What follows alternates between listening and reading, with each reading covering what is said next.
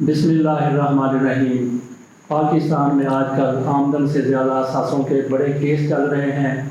ہمارے ہاں ہر لیڈر، ہر سیاسی لیڈر، ہر بڑا آدمی ان کیسز میں ملوث پایا گیا ہے۔ ان کے اثاثے زمین سے آسمان تک راتوں رات کیسے پہنچ جاتے ہیں، کس طریقے سے دولت کے انبار لگا لیے جاتے ہیں، اور جب ان سے پوچھا جاتا ہے کہ آپ جسٹیفائی کریں کہ آپ کی آمدن اتنی ہے اور آپ کے اثاثے اس سے کئی گنا زیادہ ہیں، تو اس کا جواب دینے کی بجائے یہ بات کرنے والوں کو یا سوال کرنے والوں کو گریبان سے تھامنے کی کوشش کرتے ہیں۔ ان لوگوں کے اثاثے، پاکستان کے سیاسی لیڈروں کے اثاثے اور دوسرے بڑے بڑے علاقوں اور دوسرے بڑے بڑے لوگوں کے اثاثے کس طریقے سے راتوں رات زمین سے آسمان پر پہنچ جاتے ہیں، اس حوالے سے آج ہمارے ساتھ موجود ہیں اقبال حسین لکھویرہ صاحب۔ وہ کچھ لوگوں کے گواہ ہیں کہ ان کے اثاثے کتنے تھے اور پھر کس طریقے سے وہ بڑھتے گئے اور بڑھتے ہی گئے۔ اقبال حسین لکھویرہ صاحب سے ہم بات کریں گے اسحاق ڈار کے حوالے سے۔ ان لوگوں کے ساتھ اقبال حسین لکھویرہ کی ملاقاتیں پاکستان میں بھی ہوتی رہیں اور دبئی میں بھی ہوتی رہیں، اور پھر کس طریقے سے ترقیاں ہوتی ہیں، تبادلے ہوتے ہیں۔ اس حوالے سے خواجہ آصف کا حوالہ ہمارے سامنے ہوگا۔ اس معاملے میں بھی اقبال حسین لکھویرہ صاحب کا بڑا کردار رہا ہے۔ یہ آج ہمارا اقبال حسین لکھویرہ صاحب سے تیسرا انٹرویو کا حصہ ہے۔ تو آئیے ڈائریکٹ چلتے ہیں اقبال حسین لکھویرہ صاحب کی طرف۔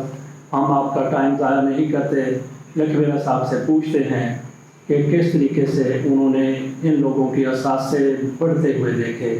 بہت مہربانی فضل حسین عوان صاحب، آپ نے یہ موقع دیا ایک بار پھر، اور ان کے بارے میں گفتگو کرنے کا یہ میری سعادت ہے کہ میں اپنے لوگوں کو بتاؤں کہ یہ لوگ کرتے کیا ہیں۔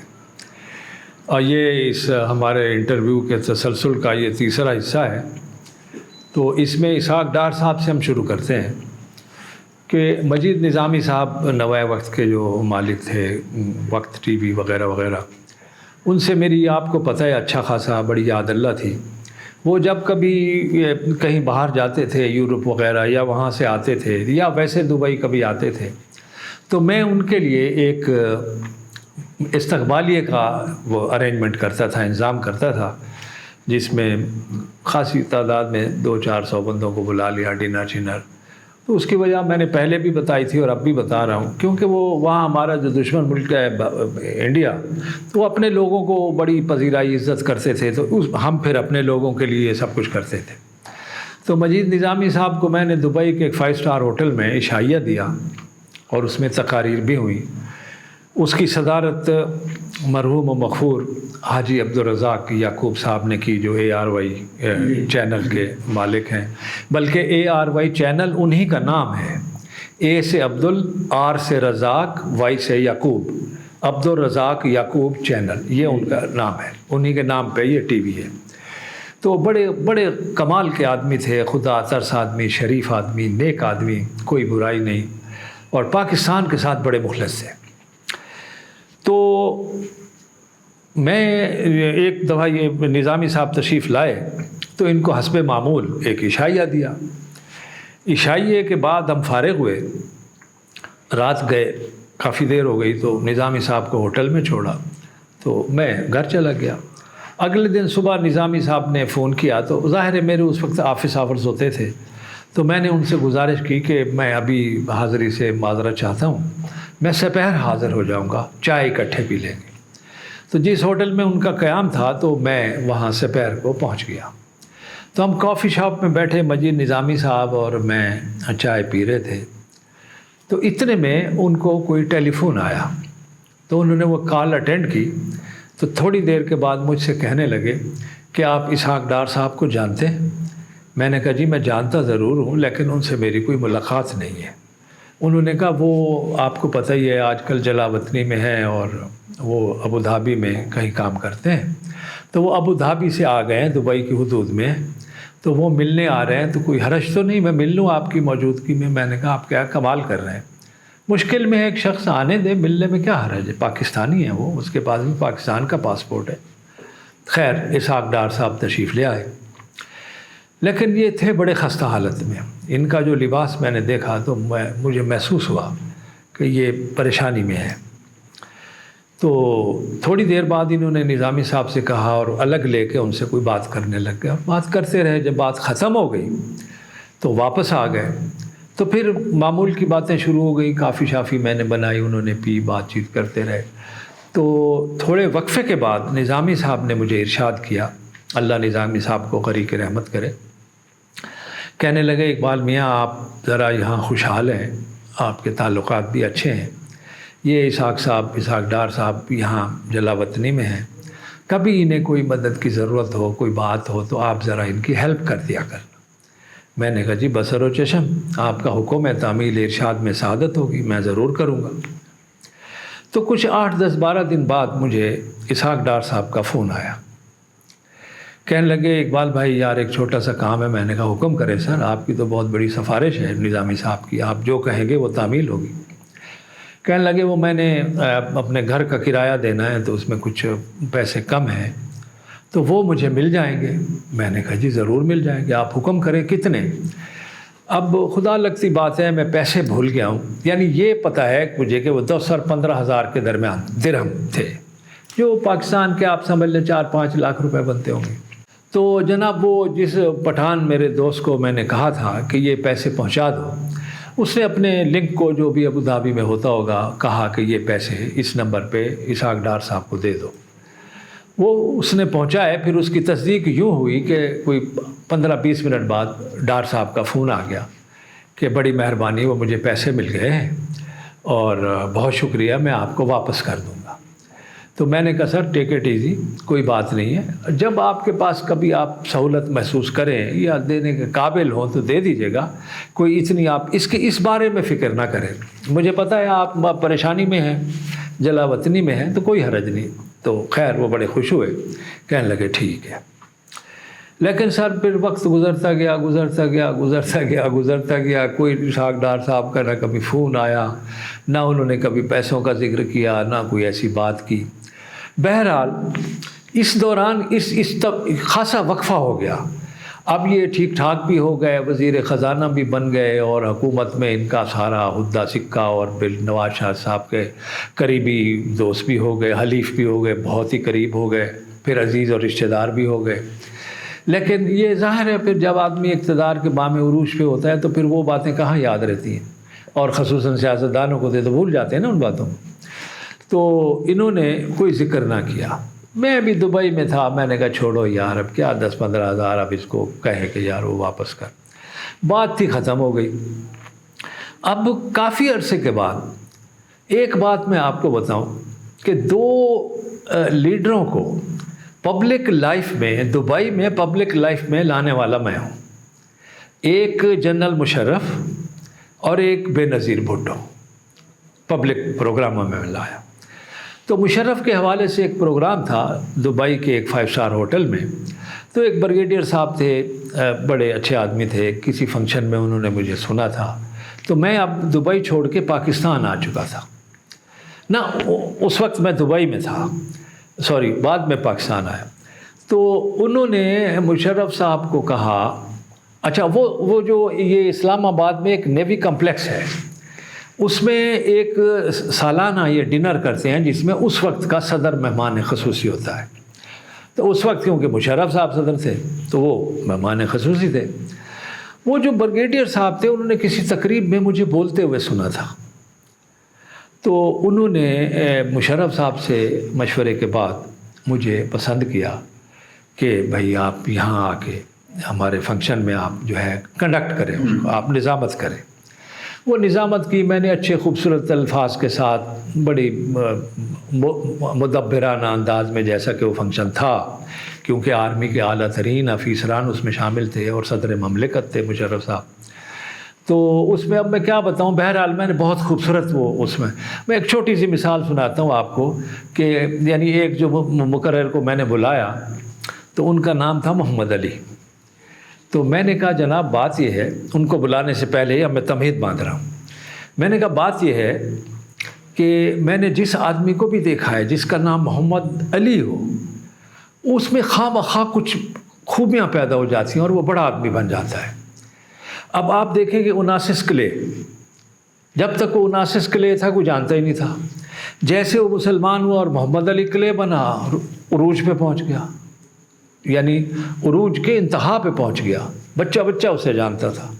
اسی طرح آپ دیکھیں محمد علی جوہر، قائد اعظم محمد علی جناح، اور تو اور چھوڑیں، یہ ہماری فلم انڈسٹری کو دیکھ لیں، ایکٹر محمد علی ٹاپ کا ایکٹر تھا۔ تو وہ محمد علی تھے جو ہمارے پہلے مقررانے تھے۔ تو یہ تمہید باندھی میں نے کہ محمد کے اوصاف حمیدہ اور علی کے اوصاف جلیلہ، جب اس آدمی کا نام محمد علی رکھا جاتا ہے تو یہ دونوں مجتمع ہو کر اس کی شخصیت کو نکھار اور سنوار دیتے ہیں اور بنا دیتے ہیں۔ تو ہمارے جو پہلے مقرر ہیں ان کا نام بھی محمد علی ہے، وہ تشریف لائیں گے۔ تو اب جو وہ تقریر کر کے جا رہے تھے، یہ میں آپ کو ایک نمونہ دکھا رہا ہوں اپنی نظامت کا۔ جب وہ چلے گئے تب میں نے ظاہر کہنا تھا کہ محمد علی صاحب تشریف لائے، انہوں نے اپنے بڑا خوبصورت خطاب فرمایا، حسن میں ڈوبے ہوئے الفاظ تھے، معنی و مفہوم سے لبریز، انہوں نے کامل، اکمل، مدلل، مکلل، مکفہ، مسجع، مکفہ اور مرصع تقریر فرمائی، کمال۔ تو ظاہر تالیاں تو بجنی تھی۔ تو اس طرح کی وہ میں باتیں کرتا تھا، تو وہ ان کے ذہن میں تھا۔ تو اب وہ میں یہ آ گیا پاکستان، اب وہ مشرف صاحب دبئی آ گئے۔ اب یہ میں دبئی میں لاہور میں اسلام آباد نیوی کمپلیکس میں فنکشن کیا تھا، اب وہ مشرف صاحب وہ اتر گئے اور وہ اب دبئی میں تھے، اپنی جلا وطن سمجھ لیں یا جو بھی سمجھ لیں جس طرح تھے۔ اب وہ پبلک لائف میں آنا چاہ رہے تھے، تو وہ جو بریگیڈیئر صاحب تھے وہ ان کے سیکرٹری تھے۔ تو انہوں نے کہا کہ میں ایک بندے کو جانتا ہوں جو بڑی خوبصورت اردو میں باتیں کرتا ہے اور بڑی کمال کی وہ نظامت کرتا ہے، اگر آپ کہیں تو کیونکہ آپ کا پہلا پبلک فنکشن ہے، اس کو بلا لیں۔ تو انہوں نے ہی میرا خرچہ برداشت کیا، مطلب یہ کہ ٹکٹ بھی، ویزا بھی، رہائش وغیرہ سارا۔ تو دبئی تو میرے لیے نئی چیز نہیں تھی، میں کتنا عرصہ وہاں رہا ہوں، میرے سارے بچے وہاں پیدا ہوئے، تو میں چلا گیا۔ اب اگلے دن وہ فنکشن میں نے کیا، بڑا خوبصورت، بڑی وہ مشرف صاحب نے بڑا پسند کیا، پھر مجھے اپنے گھر میں کھانا دیا۔ وہ ٹیرس پہ رہتے تھے اوپر پینٹ ہاؤس میں، تو وہ بڑا خوبصورت پینٹ ہاؤس تھا، ادھر دیکھیں تو ڈیزرٹ ہے، ادھر دیکھیں تو شہر ہے، ادھر دیکھیں تو سمندر ہے، بڑا خوبصورت نظارہ ہے۔ وہ گورنمنٹ نے انہیں دیا ہوا تھا اور ان کی سیکیورٹی کا بھی بڑا انتظام تھا وہاں۔ تو خیر وہ بھی ملے، کھانا وانا کھایا۔ اس کے بعد میرے پاس کیونکہ 2-3 دن تھے، تو میں نے ایک دوست کو کہا یار چلے اب دبئی میں دیکھنا کیا ہے، مجھے تو ان بلڈنگوں کا بھی پتہ ہے جہاں کی ایک اینٹ تھوڑی سی باہر نکلی ہوئی میرے سامنے جو بنی ہے، تو ایسا کرتے ہیں چلے لانگ ڈرائیو کرتے ہیں۔ تو لانگ ڈرائیو کے دوران مجھے ایک اچانک ایک خیال آیا، میں نے کہا یہاں اسحاق ڈار صاحب ہوتے تھے۔ اس نے کہا جی وہ تو اب یہاں نہیں ہیں، ان کے صاحبزادے ہیں علی ڈار صاحب، تو وہ یہاں پہ ان کا بزنس وغیرہ دیکھتے ہیں۔ تو میں نے کہا چلیں یار، ان کے والد سے میں ملا تھا ایک دفعہ مجید نظامی صاحب کے توسط سے، تو چلیں ان کے صاحبزادے کو ہی مل لیتے ہیں۔ تو انہوں نے کہا اچھا پہلے آئیں، میں آپ کو اسحاق ڈار کے صاحبزادے کے ملانے سے پہلے ان کی آپ کو یہاں پراپرٹیز دکھاؤں۔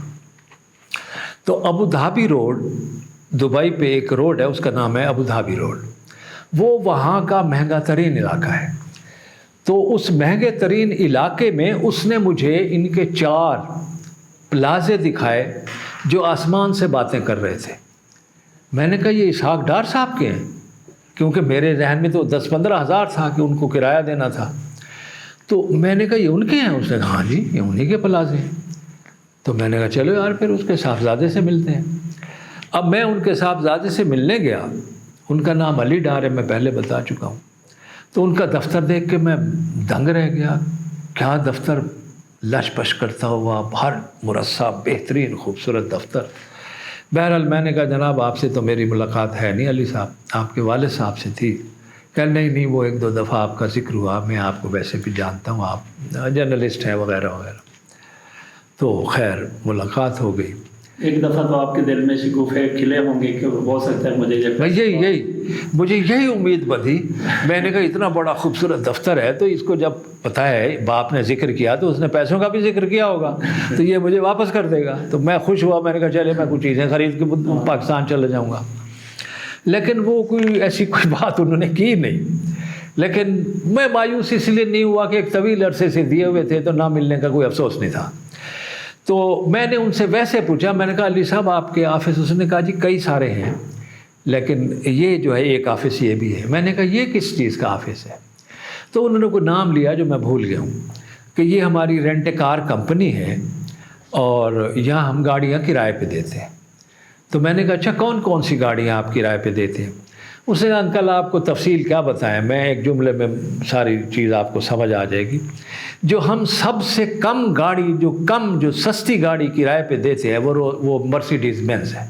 یہ ان کے پاس چھوٹی گاڑی تھی جو کرائے پہ دیتے تھے، باقی لمبرگینی اور رولیکس اپنا رولز رائس اور پتہ نہیں کیا کیا وہ نام لے رہے تھے بڑے بڑے، تو وہ ہم کرائے پہ دیتے ہیں۔ میرے ذہن میں وہ 15,000 اور 10,000 والا جو وہ تھا وہ اسحاق ڈار تھا۔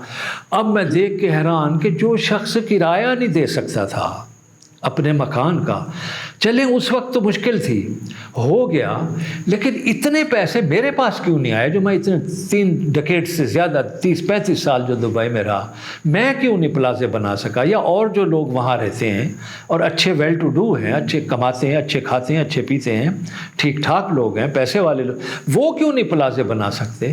تو انہوں نے 4 پلازے اور پھر یہ علی ڈار صاحب کی رینٹ کار جہاں سب سے سستی گاڑی مرسیڈیز بینز کرائے پہ ہوتی ہے۔ تو یہ پیسے اس طرح بنتے ہیں سر، پاکستان کا سارا لوٹا ہوا پیسہ، یہ سارا پاکستان کا لوٹا ہوا پیسہ ان کے پاس ہے۔ اور اگر خدا کا خوف ہے ان کے دل میں، اب بھی دیکھیں میں آپ کو سچی بات کر کے ان کو مشورہ دے رہا ہوں، یہ اگر اب بھی اپنی ضرورت کے پیسے رکھ لیں جو ان کی ضرورت ہو، باقی یہ اگر خود اعلان کر دیں نا کہ ہم معافی چاہتے ہیں پاکستانی قوم سے، یہ پیسہ انہی کا تھا، ہم لے گئے تھے، ہم معافی مانگتے ہیں اور یہ پیسہ ہم ان کو واپس کر رہے ہیں، یقین کریں عوان صاحب، فضل حسین عوان صاحب، میں آپ کو گارنٹی دے رہا ہوں یہ ہیرو بن جائیں گے۔ بالکل صحیح، لیکن اس میں اتنی ہمت ہوگی نہیں۔ اقبال حسین لکھویرہ صاحب کی باتیں انتہائی دلچسپ ہیں، دل کرتا ہے کہ بندہ سنتا ہی رہے، لیکن ہماری یہ ویڈیو طویل ہو رہی ہے، اس کو یہیں پہ ختم کرتے ہیں۔ آج کی ویڈیو سے خدا حافظ۔